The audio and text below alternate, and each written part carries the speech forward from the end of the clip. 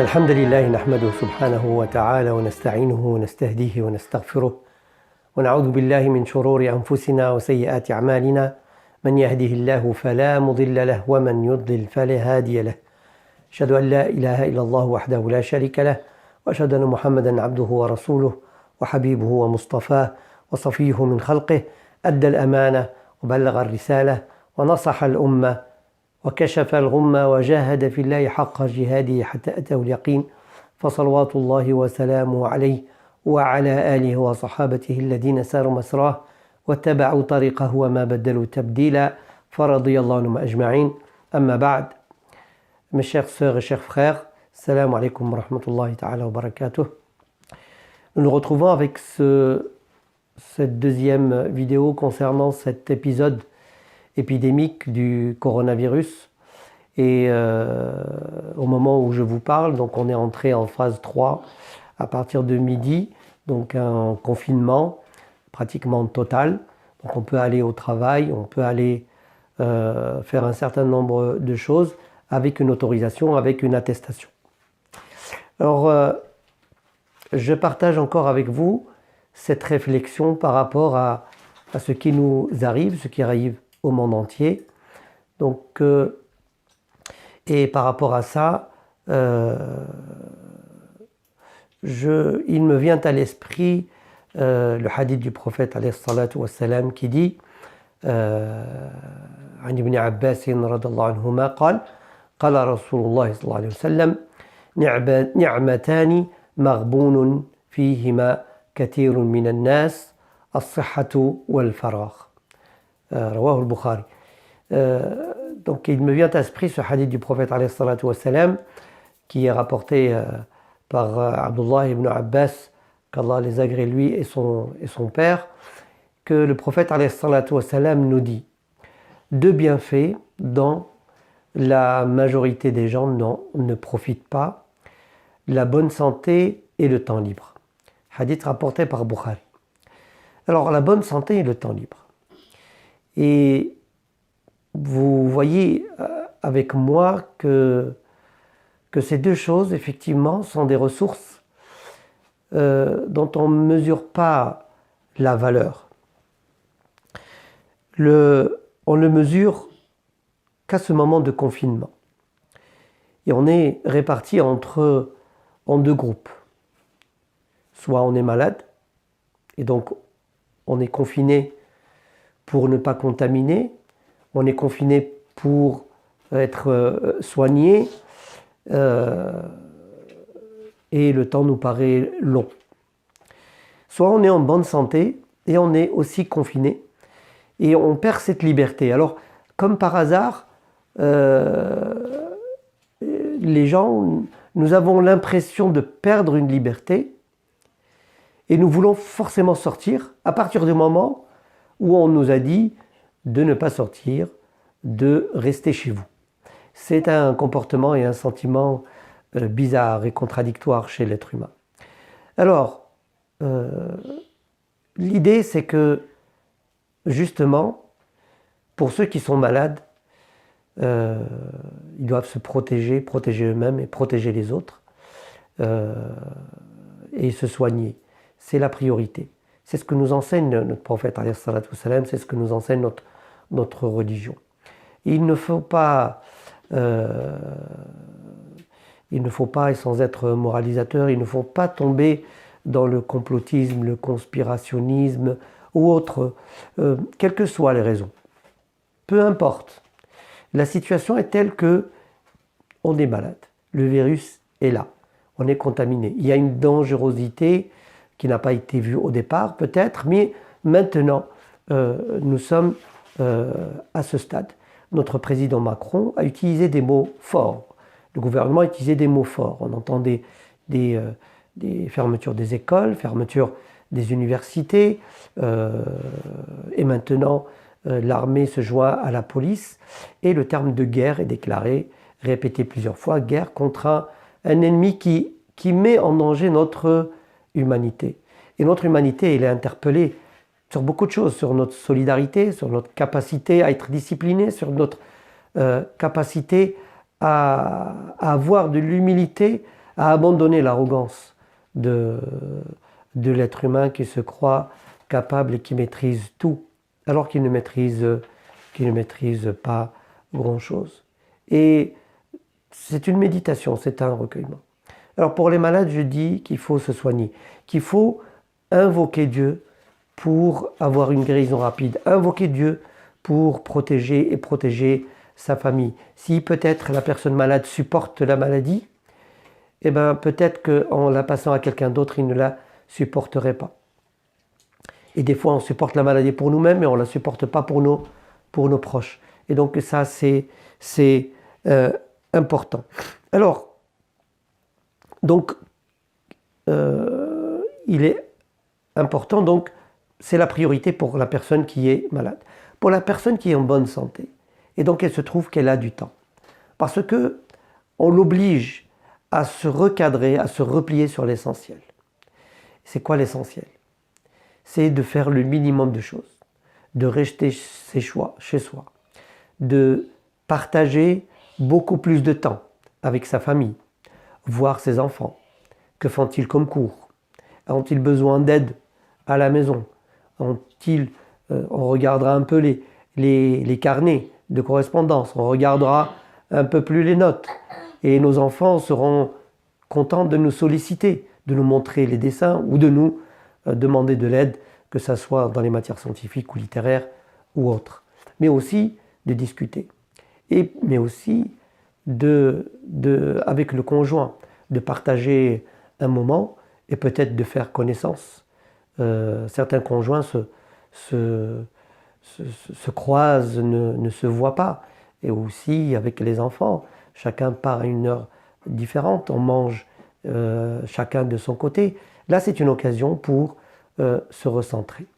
Il y a aussi, c'est l'occasion de revenir vers Dieu. Dieu nous envoie un signal. Il faut le temps qu'on n'a pas trouvé ailleurs. Et bien maintenant, on a ce temps. Comment en profiter? Comment recadrer, revenir vers l'essentiel, nettoyer sa vie, ranger un peu sa vie et se sentir concerné. Alors je sais qu'il y a un certain nombre de personnes qui ne se sentent pas concernées, qui disent que je ne vais pas l'attraper, que c'est peut-être quelque chose. Et alors, on aura toujours ce comportement. Le prophète, alayhi salatu wassalam, il nous dit que même, quand on a les hadiths et les versets qui décrivent la fin des temps, on a toujours des gens qui n'y croient pas, qui demanderont ou croiront trouver une issue. Par exemple, le fils de Noé, qui, quand il y a eu le déluge, et son père lui dit « Viens, monte avec moi dans l'embarcation ». Il lui dit « Non, je vais monter dans la montagne la plus haute ». C'est-à-dire, je n'ai pas besoin de l'aide de Dieu, de ton aide en tant que prophète. Je vais me débrouiller, je suis capable de me débrouiller tout seul. Donc il y aura toujours, il est illusoire de mettre tout le monde sur la même ligne. Donc il est aussi essentiel de lire le Coran. Et c'est le moment de méditer. De lire, alors pour ceux qui sont arabophones, de lire en arabe, de ceux qui sont francophones, de le lire en français. L'essentiel, c'est de le comprendre, c'est de le méditer, c'est de dire, eh ben, c'est le moment où j'ai laissé un fossé se creuser, j'ai laissé parce qu'à chaque fois je reporte, à chaque fois je procrastine, je dis, eh ben, j'ai pas le temps, je trouvais un moment où je serai clean, je serai serein, je m'assierai sur mon tapis, je ferai mes ablutions, je me dirigerai vers la Qibla et je prendrai ce livre sacré avec amour et je l'ouvrirai et je lirai. Sauf qu'on ne trouve jamais ce temps. Et on se retrouve avec des mois et que la poussière se pose sur ce livre sacré qui est un message universel, un message adressé à tout le monde. Tout le monde peut le lire, tout le monde peut y trouver ce qu'il cherche. À partir du moment où il cherche un sens à tout cela, un sens à sa vie, un sens à l'univers, un sens à la création. Et c'est l'essentiel. Méditer, se recueillir, prendre ce temps de se poser les bonnes questions, de méditer sur la création, méditer sur justement cette créature qui est le virus, méditer sur cette extraordinaire forme où le virus s'adapte à l'être humain, entre dans une cellule, se fait fabriquer, cette cellule qui fabrique, qui a l'habitude de corriger l'ADN, de corriger l'ARN, mais qui produit ce virus en le photocopiant en plusieurs quantités.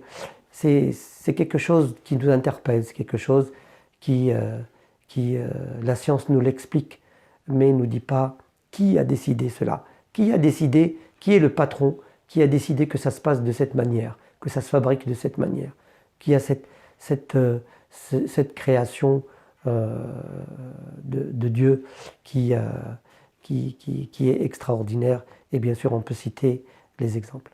Alors, n'oublions pas aussi d'invoquer Dieu, Allah subhanahu wa ta'ala. C'est le moment de se mettre un programme spirituel de recueillement, de méditation et aussi de dhikr, le rappel de Dieu. C'est le rappel de Dieu qui rassérène les cœurs. Ala bi dhikrillahi tatma'innul qulub. Donc dans cette période où certains crient à la fin du monde, certains voient une apocalypse, certains voient un châtiment de Dieu, certains voient seulement une période et on va partir. Mais ce qui est commun à tout le monde, c'est que tout le monde se sent stressé, se sent oppressé, se sent privé de telle ou telle chose. Cette privation, ce stress, pousse l'être humain à réfléchir et au comble de désespoir à s'accrocher à l'essentiel. Alors, Allah subhanahu wa ta'ala et son prophète nous ont appris comment les invoquer, comment leur demander, et le matin et le soir, de privilégier ces invocations. Bismillahi alladhi la yadurru ma'a ismihi shay'un fil ardi wa la fis sama' wa huwa as-sami'ul 'alim. Au nom d'Allah par lequel aucun mal ne peut nuire. Et aussi de dire que la maladie est aussi une façon d'être purifié. Un musulman, il n'est pas purifié par la souffrance. Dieu ne veut pas se faire souffrir les gens. C'est pour ça qu'il est nécessaire de prendre des remèdes. Et il ne faut pas se dire non, je reste comme ça et si je meurs martyr. Ça, c'est du suicide. Et le suicide est interdit en islam. وَلَا تُلْقُوا بِأَيْدِكُمْ إِلَى التَّهْلُكَةِ وَلَا تَقْتُلُوا أَنفُسَكُمْ إِنَّ اللَّهَ كَانَ بِكُمْ رَحِيمًا. Et ne vous jetez pas dans le péril. Et ne vous tuez pas, car Allah est miséricordieux envers vous. Voilà en quelques mots pour vous rappeler en fait ces deux bienfaits qui est le temps libre et la bonne santé. Et faire contre mauvaise fortune, bon cœur, rester discipliné et essayer d'aider notre gouvernement, d'aider entre nous. Et vous avez beaucoup de choses autour de vous. Si vous avez des grands-parents qui ne peuvent pas faire les courses, allez-y, les aider, ça c'est permis. Si vous avez des voisins, une voisine qui est incapable et qui peut-être qui a peur de sortir, eh ben allez-y, aidez-la. Et c'est très important d'avoir cette entraide, cette solidarité. Vous ne pouvez pas faire la prière en groupe parce que vous y avez l'habitude. Maintenant, les mosquées sont fermées par précaution. Eh bien, l'imam peut faire l'adhan et rester. Maintenant, les déplacements sont restreints, donc il faut voir avec quand on se déplace vers la mosquée si c'est permis. De toute façon, faites cette attestation de déplacement et dites que vous avez une fonction d'imam. Et puis je demande aussi à mes frères et mes sœurs qui ont la capacité ainsi de faire des prêches en ligne, de faire des leçons. J'arrive pas à faire quelque chose de court encore, mais ne rompez pas le lien. Les gens ont besoin d'entendre des mots qui rassurent, des mots qui apaisent, des mots qui guident, qui orientent. Et c'est important de de les guider.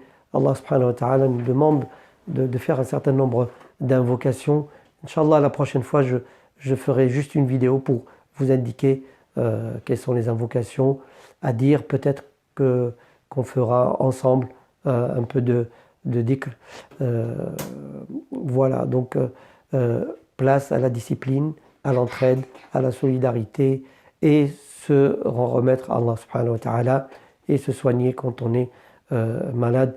Voilà ces deux mots. Donc rappelez-vous le hadith du prophète alayhi salatu wassalam, qui nous dit deux bienfaits dont l'homme ne profite pas ou ne connaît pas la valeur, qui est la bonne santé et le temps libre.